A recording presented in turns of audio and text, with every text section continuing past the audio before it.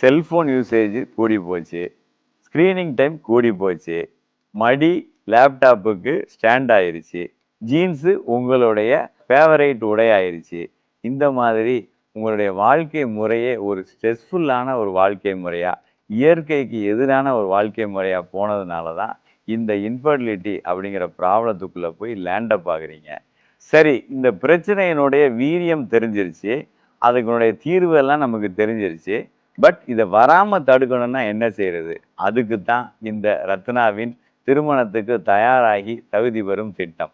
இதுதான் இதுக்கு உள்ளேயே போகாம நம்ம எந்த அளவுக்கு மேக்ஸிமம் தடுக்க முடியுமோ, எப்படி பிரிவென்ட் பண்ண முடியுமோ, இந்த ரேட்ட எப்படி குறைக்கிறதோ, அதுக்கான ஏற்பாடு தான், அதுக்கான திட்டம் தான் இந்த திட்டம். இது என்ன செய்யுது, என்ன செய்ய போகுது அப்படின்னா உங்கள திருமணத்துக்கு தயார்படுத்த போகுது. அதாவது நீங்க திருமணத்துக்கு ப்ரிப்பேர்டா போறீங்க.